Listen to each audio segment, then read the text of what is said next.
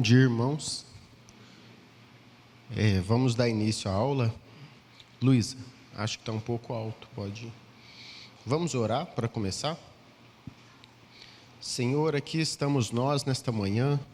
Nós viemos diante do Senhor nesse domingo pedir a sua graça, a sua misericórdia, Deus, para abrir o nosso entendimento, abrir a nossa mente, nos ajudar a entender essas coisas.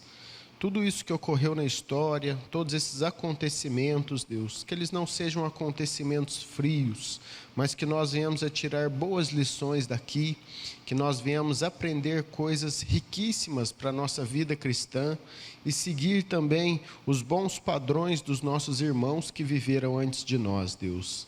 Senhor, traz clareza para nós e nos ajuda nessa manhã, Deus, a aplicarmos essas coisas às nossas vidas.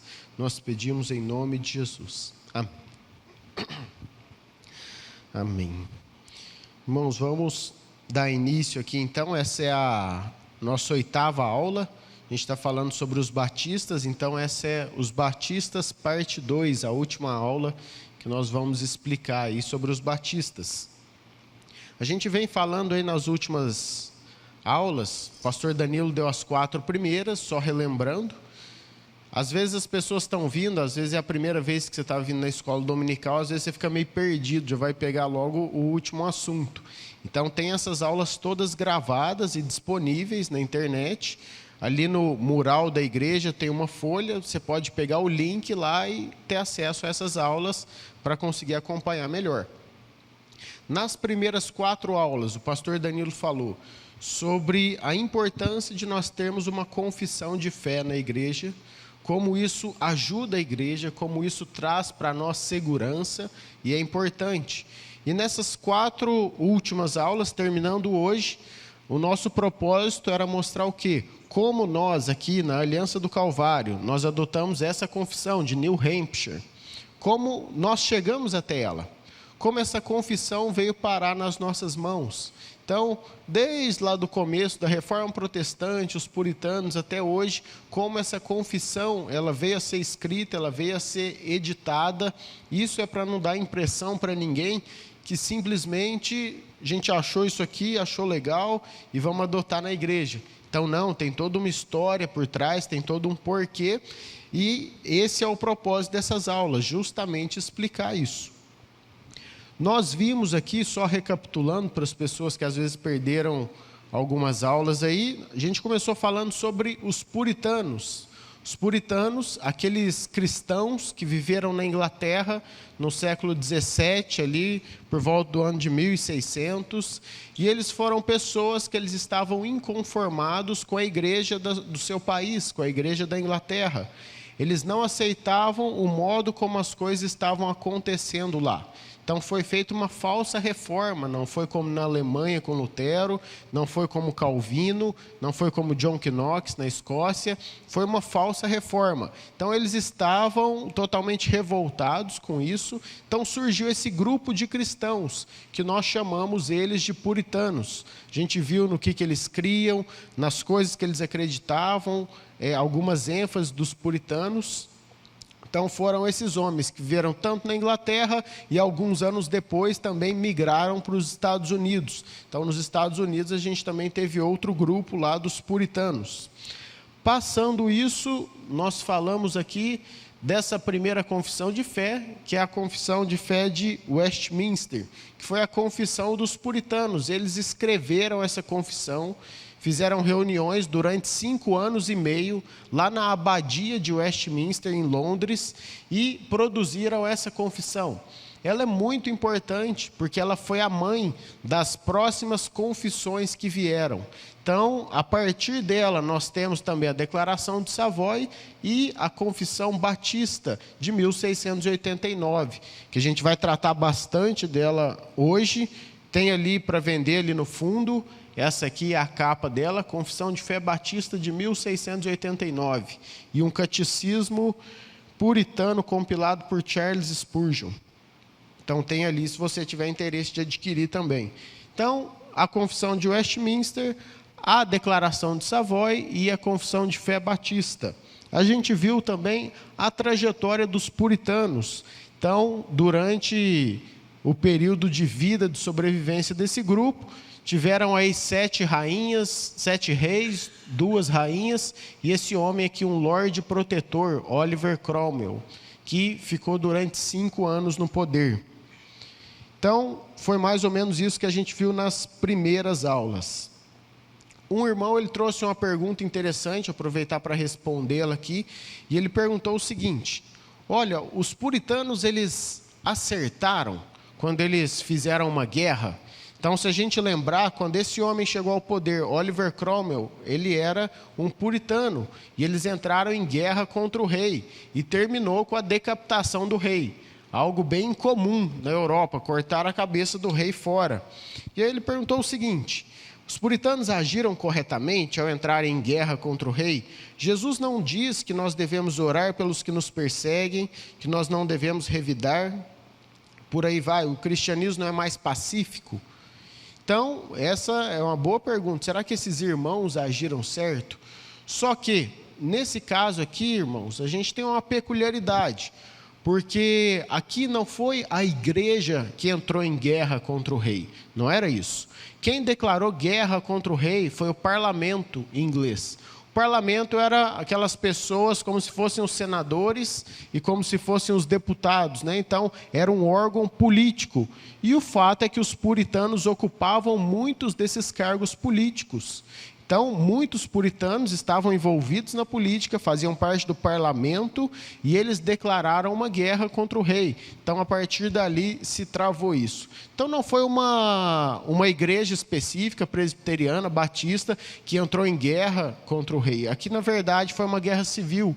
Foi, então, um próprio estabelecimento político ali, um órgão governamental, uma instituição que entrou em guerra contra o rei, que também já estava desviando os caminhos que a Inglaterra deveria andar, estava oprimindo o povo, que entrou em guerra. Então, nessa parte aqui, é o que o apóstolo Paulo fala lá em Romanos, que o Estado, ele tem o poder da espada.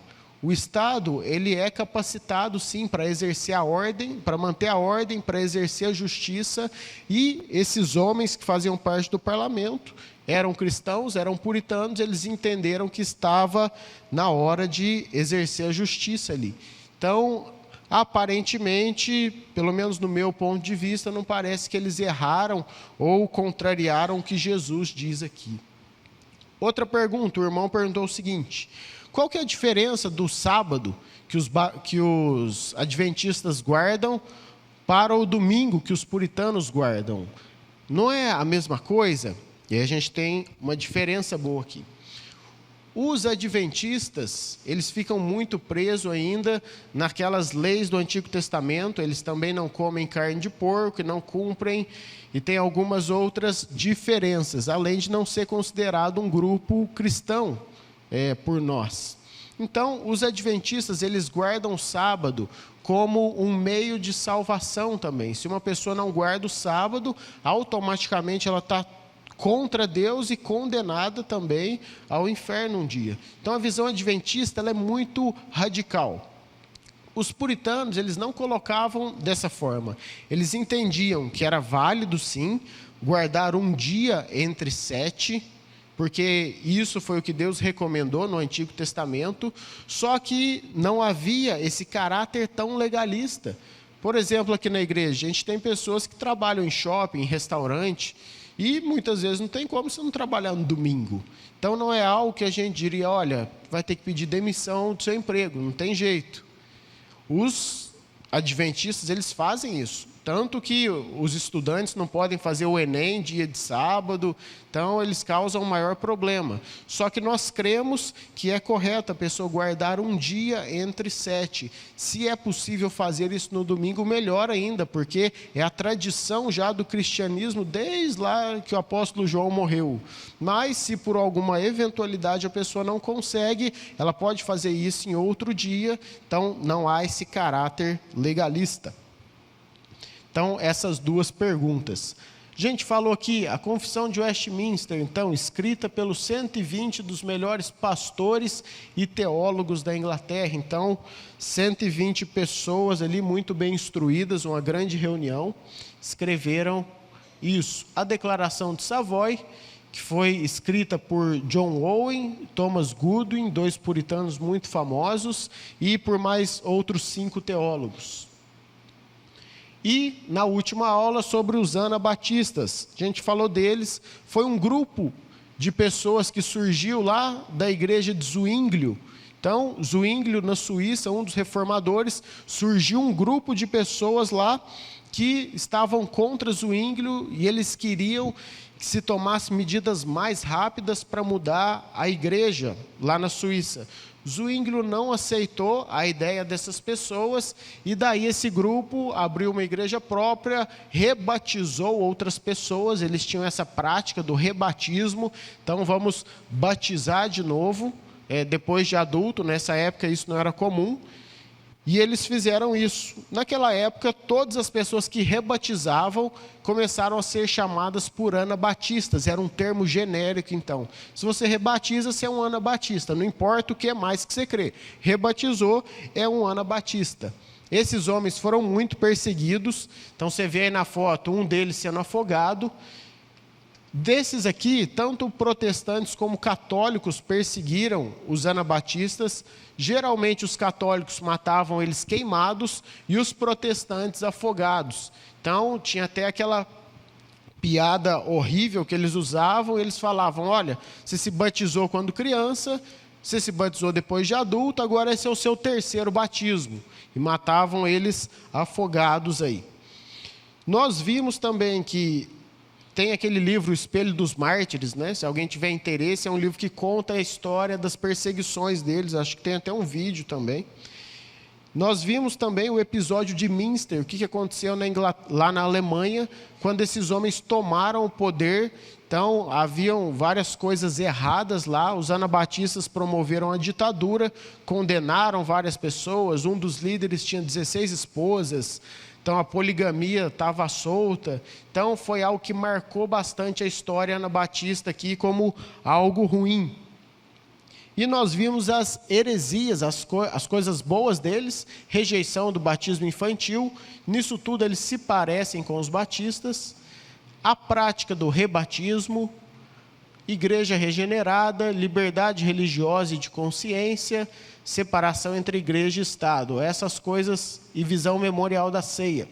Essas coisas boas aqui dos anabatistas que influenciaram bastante os batistas também. E o uso firme da disciplina da igreja. E as coisas ruins deles. Isso aqui é só uma passada, gente, porque senão a gente não consegue terminar tudo. Então, as doutrinas, as heresias deles, né? Eles negavam a trindade, então, unidade absoluta de Deus. Eles eram unitaristas, como os testemunhas de Jeová hoje. Então, não aceitavam a trindade. Comunismo. Então, eles se refugiavam e viviam, muitas vezes, em sociedades fechadas, em que outras pessoas não entravam. Pacifismo. Eram contra que cristãos pegassem armas, participassem do exército e todas essas coisas. Dons miraculosos. Então, eles diziam receber revelações do Espírito Santo, eles diziam ainda que Deus estava falando com ele, trazendo novidades aos anabatistas. E mais essas coisas aqui, negavam a queda, negavam o pecado original, negavam a depravação total da humanidade, negavam a doutrina da eleição, negavam que a morte de Cristo removia os pecados e negavam o juízo final e a condenação eterna. Então, um dos irmãos falou, nossa, eu estava quase virando anabatista, e depois que eu vi a parte ruim, aí eu desisti dessa ideia. Mas é justamente isso aí. Então, a gente vê que apesar deles terem exercido uma grande influência sobre os batistas não vieram como consequência desse movimento, eles não vieram aí com uma ideia de sucessão. Isso ficou bastante famoso no Brasil com um livro chamado Rastro de Sangue. Então, na década de 70, mais ou menos, se eu não me engano, o pastor Batista criou essa teoria de que os batistas vieram daqui, e isso não é uma verdade. E agora a gente vai entrar aqui nos batistas gerais. A gente viu então que existe 2 grupos de batistas, eu falei para vocês, Um grupo chamado de batistas gerais e o outro grupo chamado de batistas particulares ou batistas reformados, alguns dizem. Qual a diferença, então, desses grupos? O que cada um deles crê? Como foi a história, o nascimento e o término até desses grupos aqui? Então, é isso que a gente vai ver nessa aula de hoje. E aqui, gente, não existem muitos materiais em português sobre esses temas. Não existem muitos livros sobre esses temas traduzidos. Sobre a história dos batistas particulares, na verdade, não existe nenhum livro em português. Todo o material está em inglês. Então, por uma série de interesses aí, muitos desses livros não foram, ou falta de interesse, não foi traduzido para o Brasil. A própria Convenção Batista Brasileira, ela não é muito fã e muito amiga desse ramo, os batistas particulares. Então, esse material aqui, se você procurar, vai ser bem difícil encontrar. Você encontra alguns pastores falando sobre isso, alguns textos esparsos, mas a maioria das coisas realmente é só em inglês. O que diferenciava os batistas gerais dos batistas particulares aqui? Por que tinham esses dois nomes? Os batistas gerais é porque eles acreditavam que a expiação de Cristo, ela era geral. O que isso significa? Vamos lá.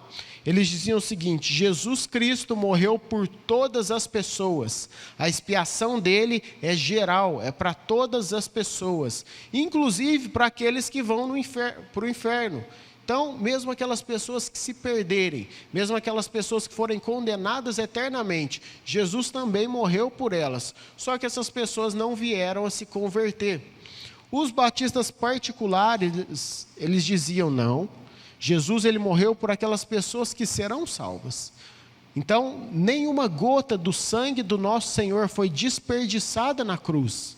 Jesus, ele morreu por aquelas pessoas que um dia estarão no céu. Nenhuma das pessoas pelas quais Jesus morreu, um dia vai estar no inferno. Então, isso foi o que definiu esse nome, geral e particular. Então, a morte de Jesus, ela foi geral ou foi particular? Só que, na verdade, tem muitas outras doutrinas que diferenciam um grupo do outro. Geralmente, os batistas gerais, eles estão mais ligados aos anabatistas e à teologia de Jacó Armínio, o arminianismo. E os batistas particulares, mais ligados aos puritanos ingleses e também às doutrinas ali de Calvino, a teologia calvinista. Como surge, então, essa igreja dos batistas gerais? Vocês vão lembrar que lá em Londres, na época dos puritanos, havia outro nome para os puritanos, eram separatistas. Então, eles se separaram da igreja da Inglaterra, eles não queriam ficar juntos. Entre esses separatistas, haviam dois homens, chamados John Smith e John Robinson. Esses dois homens, eles foram perseguidos pela igreja da Inglaterra e eles decidiram deixar a Inglaterra. Então, eles eram pastores, as suas duas igrejas juntas tinham em torno aí de 150 pessoas. Eles pegaram todas essas pessoas e se mudaram todos para a Holanda. Lá na Holanda, eles encontraram um outro pastor, chamado Francis Johnson. E fizeram amizade com esse pastor, se uniram com ele. Então, John Smith e John Robinson, esses dois homens saem da Inglaterra, vão para a Holanda, encontram um outro pastor lá chamado Francis Johnson e se unem com esse homem, fazem uma igreja só com ele. Passado algum tempo, começam a ter algumas brigas, algumas divergências entre eles, a respeito de termos. Um entendia que diácono na Bíblia era um cargo, presbítero era outro, John Smith, os outros entendiam que era a mesma coisa, e por conta de uma discussão nesses termos aí, eles brigaram entre si e se separaram. Então, John Smith ele vai para um lado, John Robinson e Francis Johnson vão para outro lado. Então, houve uma divisão aí nessa época. Conforme foi passando o tempo, novas divisões aconteceram. Até que John Smith, esse primeiro pastor, ele se une com um homem chamado Thomas Harris. Então, junto com Thomas Harris, eles têm uma igreja ali. Thomas Harris era um advogado famoso, ele tinha dinheiro e ele acabava sustentando boa parte ali da igreja e de John Smith. Os dois também brigaram, surgiu aí outra divergência entre os dois. Thomas Harris ficou inclusive muito magoado com John Smith, e ele chegou a dizer que esse homem caiu da graça, esse homem perdeu a salvação, esse homem não é um cristão verdadeiro. E John Smith, ele começa ali a se misturar com os anabatistas, com os menonitas na Holanda, e crê em várias coisas heréticas. Então surgiu muitos problemas. O que Thomas Harris faz? Ele, com um grupo de pequenas pessoas, eles saem da Holanda e eles voltam para a Inglaterra. Então, com esse pequeno grupo, eles voltam lá para a Inglaterra e abrem uma igreja na Inglaterra. Essa é considerada a primeira igreja dos batistas gerais. Então, aqui está a origem dos batistas gerais. É claro, irmão, que isso aqui é só um resumo. Daria para falar umas 2 aulas aí, para explicar ponto por ponto, mas a nossa ideia é só dar um pano de fundo. Então, os batistas gerais vieram daí, desse homem. Thomas Harris, que saiu da Holanda, voltou lá para a Inglaterra e abriu uma igreja. A partir desse momento, os batistas gerais, eles começam a se desenvolver e se aproximar muito dos anabatistas. Então, eles começam a se aproximar muito daquele primeiro grupo ali. E começou a incorporar muitas daquelas doutrinas nas igrejas deles. Então, muitas heresias começaram a entrar. O próprio unitarismo, a negação da Trindade, começou a entrar aqui na vida dos batistas gerais, e cada vez mais na Inglaterra eles foram diminuindo,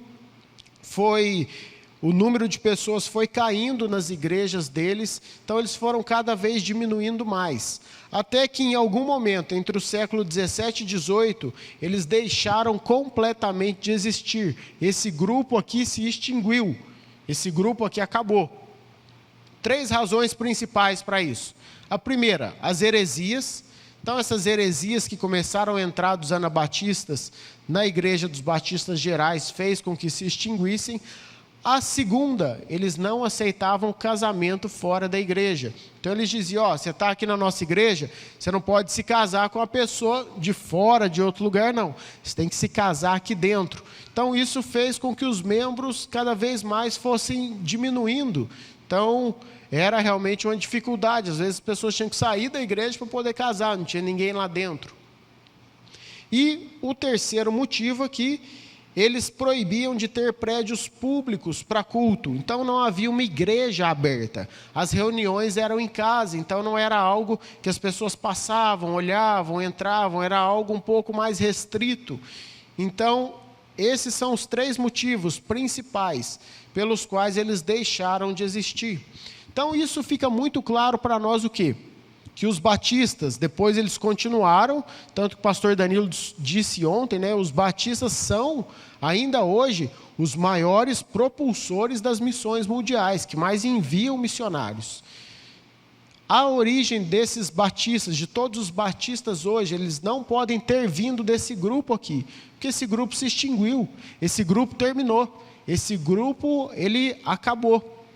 Então, a origem de todos os batistas não vem dos batistas gerais. Esse grupo aqui, ele foi reavivado 100 anos depois, ele foi reavivado lá na Inglaterra por um pastor em 1770 chamado Dan Taylor, um pastor congregacional. Dan Taylor, ele ficou conhecido também porque ele liderou algo que foi chamado de Nova Conexão na Inglaterra. E ele começou a ressurgir com essas ideias dos batistas gerais, e depois ele tentou fazer uma junção dos 2 grupos, os gerais com os particulares. E aqui é onde entra a história um pouco de Charles Spurgeon também, porque quando isso começou a acontecer na Inglaterra, ele foi muito contra Charles Spurgeon e ficou conhecido como controvérsia do declínio. Eles diziam que os batistas estavam entrando num declínio muito grande, e realmente foi isso que aconteceu. Spurgeon, ele se separou da convenção batista lá na Inglaterra. Os batistas foram por um caminho bem ruim, começaram a dizer que a Bíblia não era inerrante, e vários outros problemas, e o Spurgeon ele ficou afastado disso. Aquela foto que a gente viu, a primeira na abertura da aula, é da igreja dele, que permanece de pé, uma boa igreja até hoje, com, se não me engano, mais de 1.000 crianças na escola dominical todo domingo de manhã. Então, prevaleceu lá. Essa então é a origem dos batistas gerais, irmãos. Agora, os particulares. Eles foram diferentes, a origem deles, dos gerais. Enquanto os gerais, eles nasceram lá na Holanda, foram bastante influenciados pelos anabatistas e os menonitas, e seguiram essa linha do arminianismo, os batistas particulares, eles não têm nada a ver com esse grupo. Eles não tiveram contato com aquele outro grupo.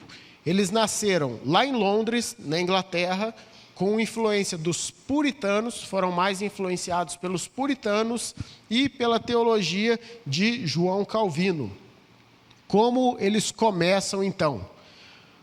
Uma igreja separatista começou lá na Inglaterra também, uma outra igreja, geralmente se chama ela de JLJ. Então, a igreja JLJ, ela ficou conhecida assim por conta dos seus 3 primeiros pastores, Jacob, Lathrop e Jesse. Então, JLJ foi o nome que essa igreja ficou conhecida. Então, uma igreja lá na Inglaterra, separatista também, que estava totalmente dissociada da igreja holandesa e também da igreja da Inglaterra, começa em 1616.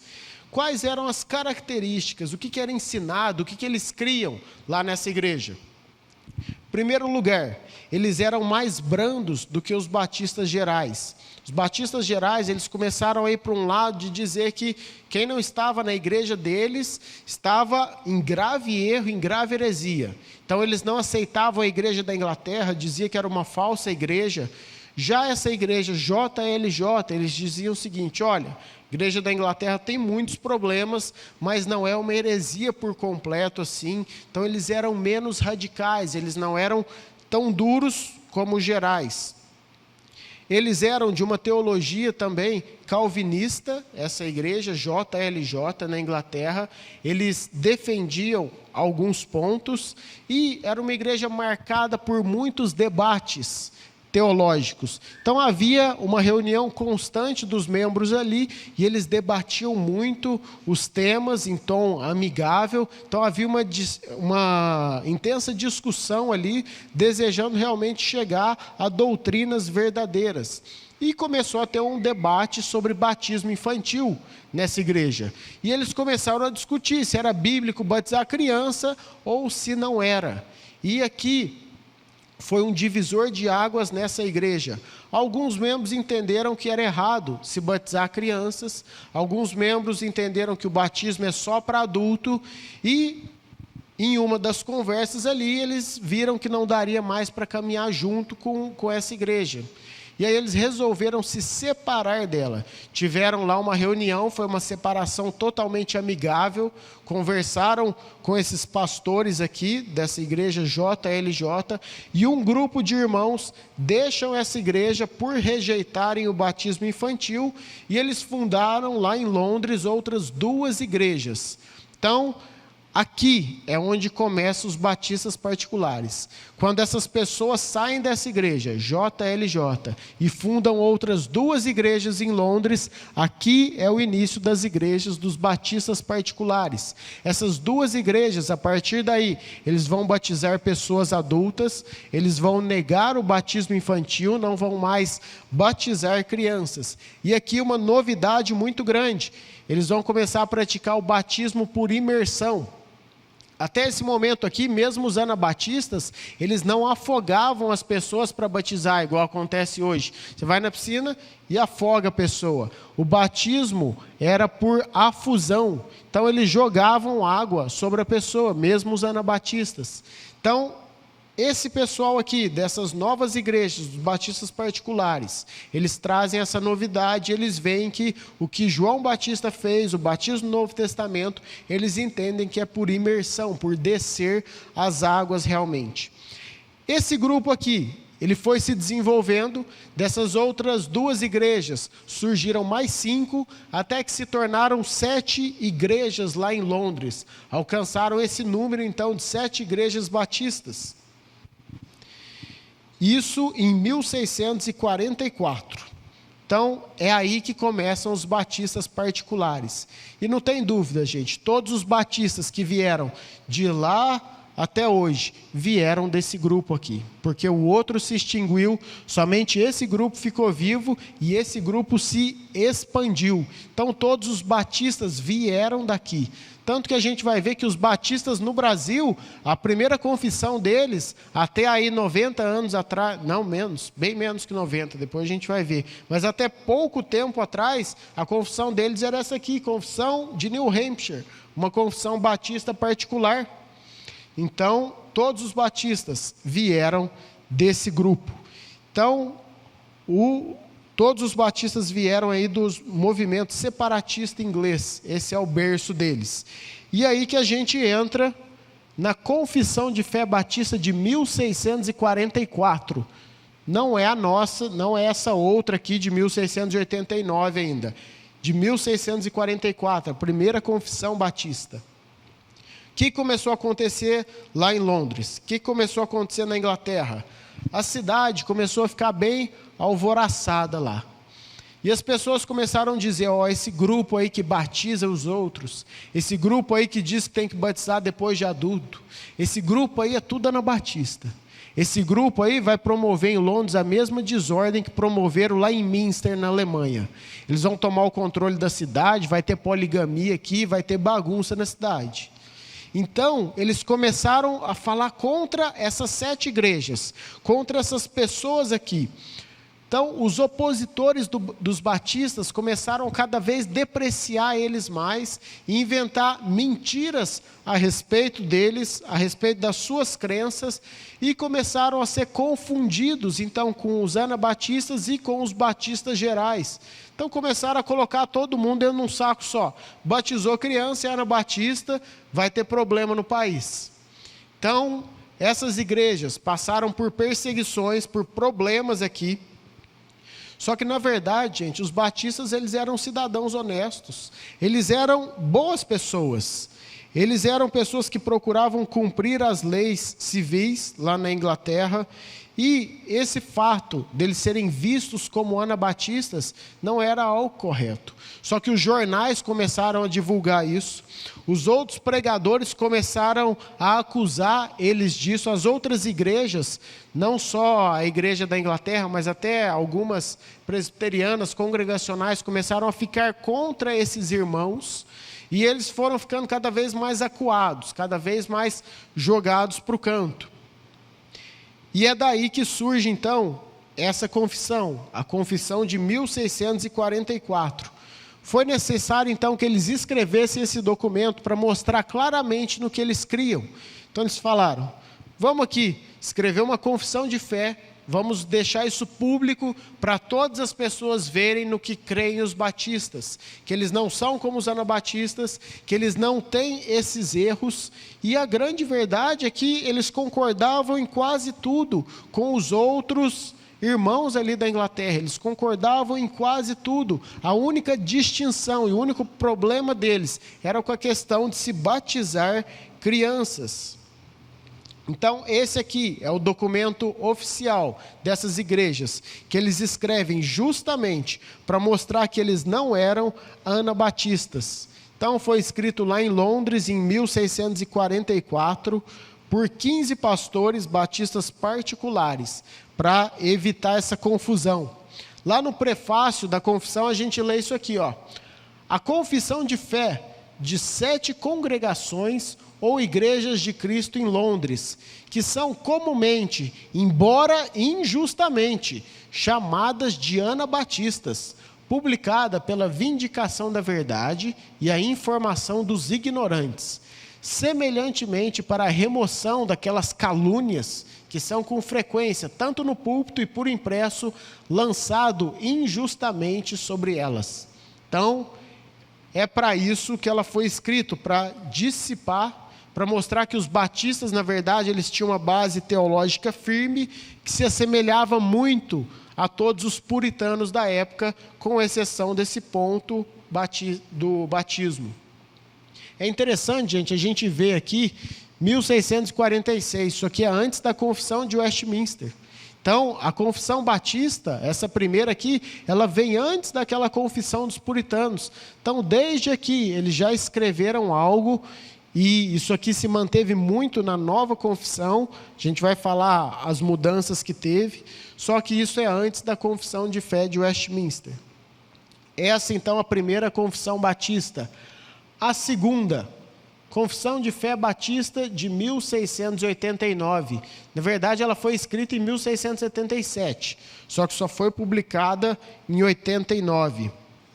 O que estava acontecendo nessa época aqui, para a gente entender o porquê que ela é tão parecida com a confissão que os presbiterianos adotam hoje, que é a de Westminster. Qual que era o contexto político aqui, quando essa segunda confissão foi produzida? O rei, há pouco tempo, tinha sido decapitado pelo Oliver Cromwell e pelas guerras que tiveram ali. Então, houve essa grande guerra civil. O Cromwell assumiu como protetor da Inglaterra e ele começou a mudar várias coisas políticas lá no país.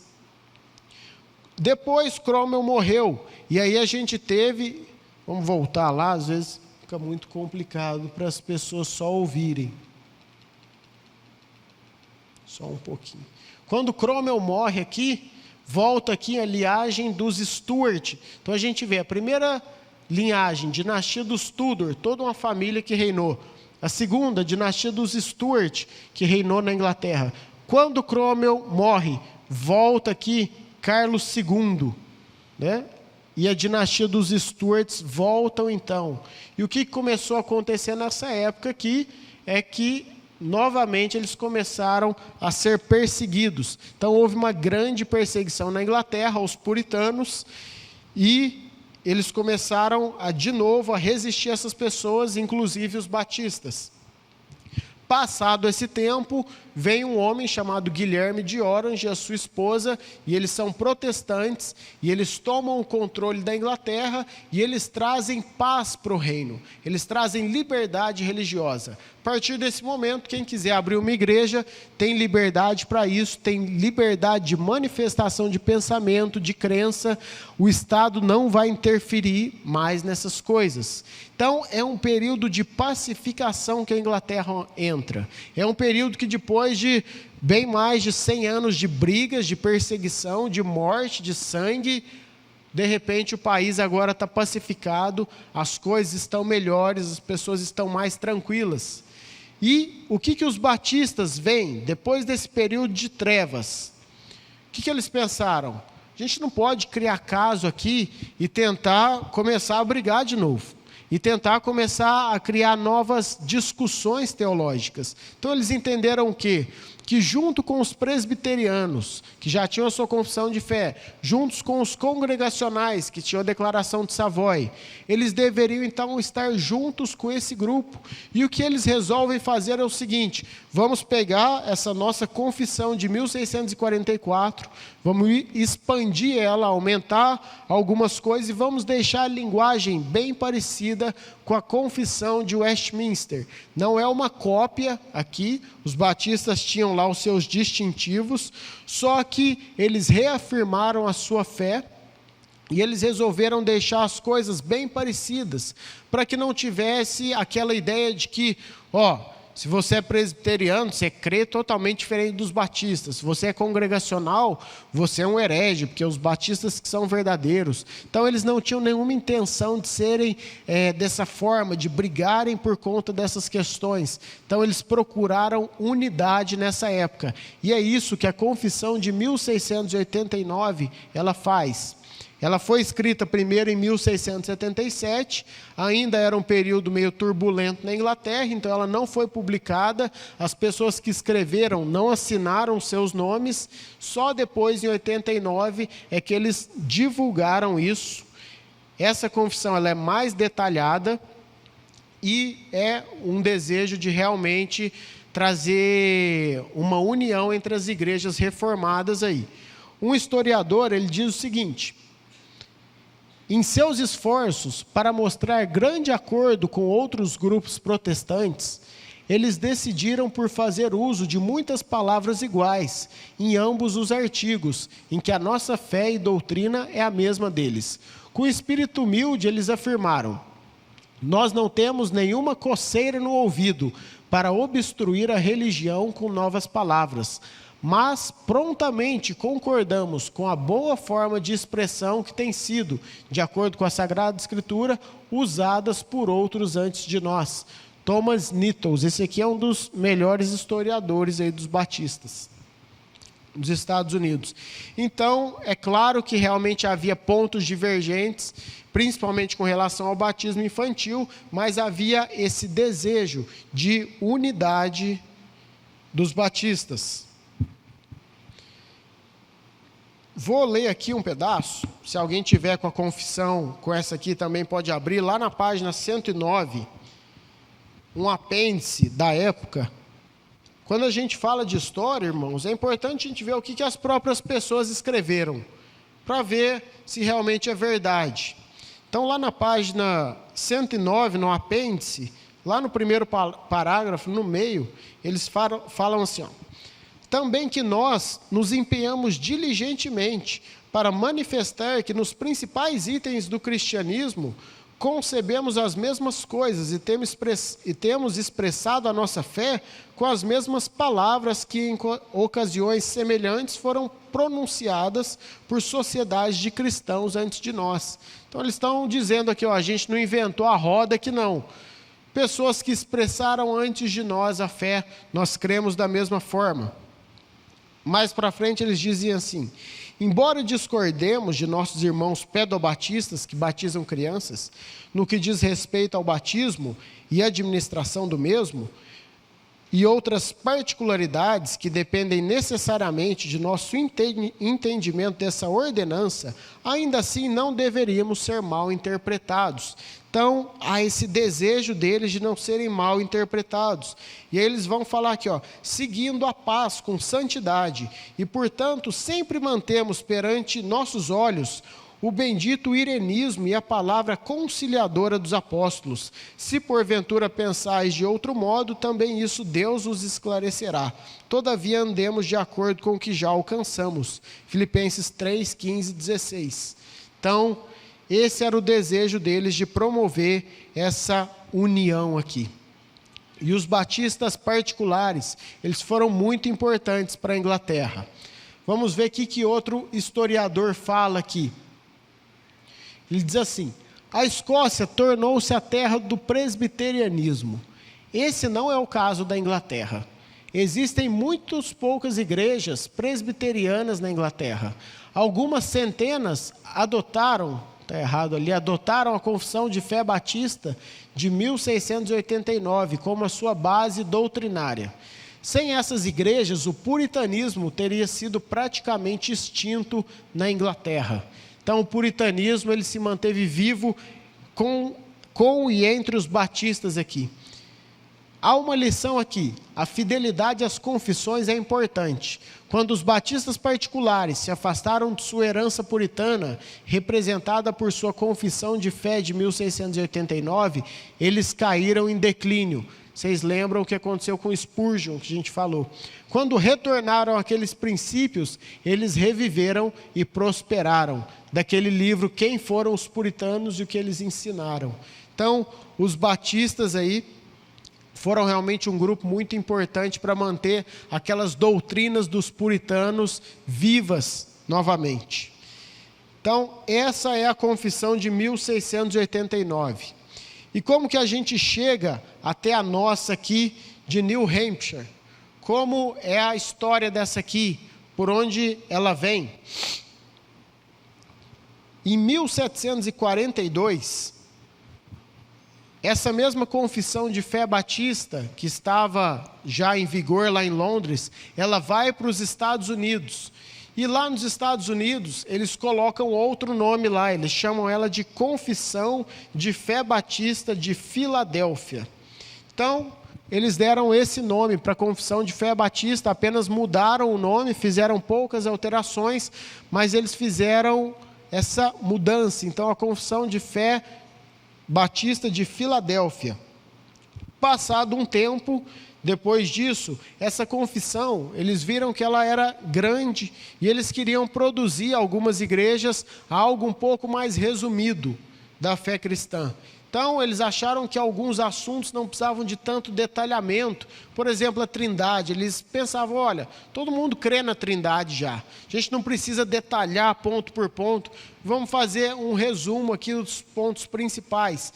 E é aí que surge a Confissão de New Hampshire, em 1833, lá nos Estados Unidos. Então, essa confissão que nós adotamos aqui na igreja, ela é um resumo dessa aqui, que pelos próprios autores não pode discordar em nada dessa. Então, é apenas um resumo, algo mais sintetizado para estudo, igual a gente vai fazer nas próximas aulas. Então, nasceu aí a Confissão de Fé Batista de New Hampshire em 1833. Ela foi aceita por muitos batistas norte-americanos, lá nos Estados Unidos. Essa foi a confissão de muitas igrejas batistas lá. E os batistas no Brasil vieram missionários dos Estados Unidos e fundaram igrejas aqui no Brasil também. O primeiro missionário, chamado Zacarias Clay Taylor. Então, ele fundou a primeira igreja batista da Bahia, lá em 1882. Então, os batistas começam aqui no Brasil, 1882, lá na Bahia, primeira igreja batista. Depois, outras igrejas vieram, uma outra, com um pastor chamado William Buck Bagby.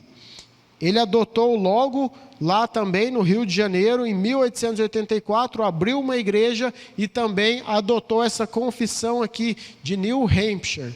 Então, no Brasil, durante todo o tempo, a confissão adotada foi a Confissão de Fé de New Hampshire. Foi essa herança que nós tivemos. No Brasil, foi assim que os batistas começaram. Em 1916, a Convenção Batista Brasileira adotou a tradução feita por Zacarias Taylor. Em 1882, a Confissão de Fé de New Hampshire, de 1833. Então, eles mudaram o nome e colocaram o nome de Confissão de Fé dos Batistas Brasileiros. Então, essa foi a confissão adotada aqui no Brasil durante todo o tempo dos batistas. Um historiador, ele vai dizer o seguinte. Então, aqui, Confissão de 1833 de New Hampshire. Ele diz o seguinte: com a chegada dos missionários batistas norte-americanos ao Brasil, chegaram também as primeiras confissões de fé. As igrejas batistas que foram iniciadas no Brasil, sem exceção, eram confessionais. Então, não era que cada um cria no que achava certo, cada igreja cria no que achava certo. Não, eram confessionais. Esse fato desmente por completo a ideia muito propagada no Brasil de que os batistas não tinham credos ou confissões de fé. Não só tinham credos e confissões, como também dispunham de catecismos. E toda a igreja batista no Brasil, a princípio, era organizada sob a bandeira de uma confissão de fé calvinista. A primeira confissão a ser utilizada nas igrejas brasileiras foi a Confissão de Fé de New Hampshire, um documento dos batistas particulares, muito embora já houvesse uma fragmentação doutrinária em andamento entre os particulares nos Estados Unidos.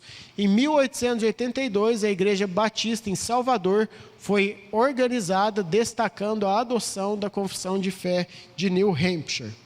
Um outro professor também, Marcos Paixão, ele diz o seguinte: a Declaração de Fé de New Hampshire só foi oficialmente abandonada pela Convenção Brasileira em 1986, em sua 67ª Assembleia, realizada em Campo Grande. O problema foi de lá, Caio. Foi os campograndenses que atrapalhou a coisa. Então, isso mostra que desde a chegada dos batistas no Brasil, mais precisamente, desde a organização da primeira igreja batista em Salvador, ocorrida em 82, quando ainda nem mesmo existia uma convenção batista brasileira, até o ano de 1986, os batistas tinham a declaração de New Hampshire como sua confissão, um período que durou 104 anos. Por 104 anos, todas as igrejas eram organizadas com uma confissão de fé afinada com a teologia dos batistas particulares e dos puritanos. Então, gente, só em 86 que a Convenção Batista Brasileira foi mudar isso aí. Então, 86, 96, 2006, 23 anos atrás só, é que realmente os batistas no Brasil, eles abandonaram essa confissão que justamente, 33, que justamente nós estamos aqui adotando hoje na igreja. Então, tudo o que os batistas, oficialmente, eles abandonaram a sua herança histórica, nós vemos como isso é prejudicial e como nós devemos resgatar essas coisas. Hoje no Brasil já existem muitas igrejas batistas que têm voltado à sua origem e eles têm voltado a ter a confissão de 1689, a confissão de New Hampshire também. E aqui na Aliança do Calvário, o ramo do cristianismo que nós mais nos assemelhamos é entre os batistas.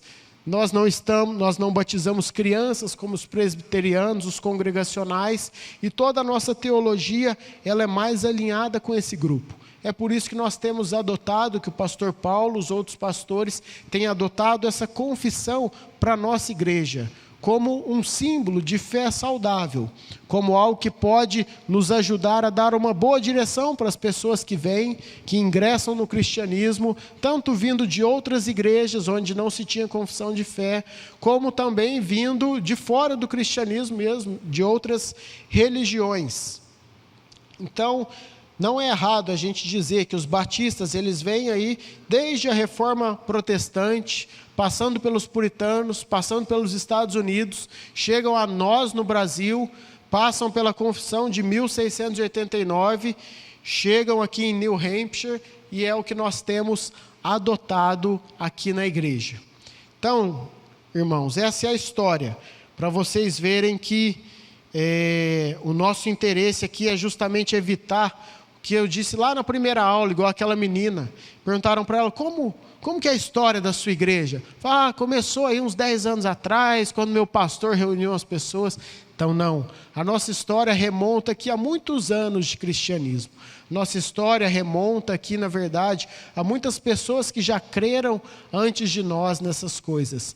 Esse é o nosso desejo, que os irmãos entendam que o cristianismo não começa do nada, não começa com o que eu penso, mas realmente há uma longa tradição, há pessoas que interpretaram muito bem a Bíblia antes de nós. É que nós não temos tempo para falar dos batistas de destaque, os principais aí, falar da história de Charles Spurgeon, da história de A.W. Pink, Benjamin Kitt, grandes teólogos batistas, o próprio William Carey, nome aí do nosso colégio, também foi um grande batista, que era uma pessoa que promoveu muito as missões lá na Índia.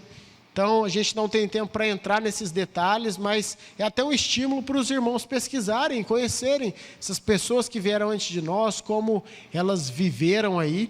Se alguém tiver aquele livro que a gente vendeu um tempo aqui na igreja, Com Vergonha do Evangelho, do John MacArthur, no apêndice daquele livro, tem justamente, tirei algumas informações de lá, um capítulo lá no apêndice chama A Controvérsia do Declínio, que ele vai contar a história de Spurgeon, a briga dele na Inglaterra, como ele também ficou muito depressivo por conta disso, e ele chegou muitas vezes, o Spurgeon é interessante, que às vezes ele nem queria pregar, ele ficava deitado às vezes na cama durante o dia inteiro, ele ficava extremamente angustiado por conta da situação da igreja, por conta de uma outra tragédia que teve na igreja dele também, de um incêndio que matou várias pessoas, e ele era alguém que ficou muito depressivo.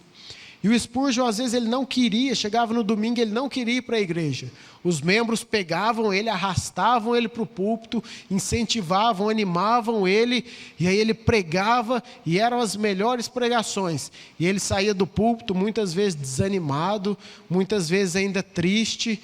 Então, foi um homem que lutou para que a fé batista permanecesse lá na Inglaterra, para que ela fosse purificada, e a gente tem aí como herança a igreja dele hoje, né? Pastoreada pelo pastor Peter Masters, Tabernáculo Metropolitano, lá em Londres, que é uma das poucas igrejas da Europa que são saudáveis, que não foram transformadas em bares, em museus, essas coisas. Então a gente vê como isso é saudável. A partir da próxima aula, domingo que vem, o pastor Danilo ele já vai começar a falar mesmo da confissão de fé. Então a gente viu como a gente chegou aqui. Agora vamos estudar, né? A gente falou tanto do que foi, como foi. Então a gente vai entrar ponto por ponto aqui. O primeiro, das Escrituras. Então se vocês verem aí, das Escrituras, tem várias referências bíblicas, textos. Então a gente vai começar a entrar nesses pontos e explicar bastante, como ele disse ontem. Então, é isso, irmãos. Se ficou alguma dúvida de alguma coisa, vocês podem depois ainda perguntar no particular. Vamos orar? Senhor, aqui estamos nós, Deus. Deus, diante de tudo que nós estudamos, diante de tudo que foi apresentado aqui, o nosso pedido, Deus, é que o Senhor nos ajude a ter o fervor dos nossos antigos irmãos. Nosso pedido é que o Senhor nos dê um coração tão voltado para amar o Senhor como esses irmãos amaram. Nos dê, Senhor, um coração como o deles, fervendo, queimando pelo Evangelho, Deus. São histórias, Deus, que passaram por muitos anos, muito sangue ficou para trás, muitas ruas, Senhor, estiveram ali com pessoas deitadas, mortas por essa fé que nós professamos hoje. Nos dê a mesma coragem, a mesma ousadia e o mesmo espírito que esses irmãos tiveram, Deus. Nós pedimos isso em nome de Jesus. Amém.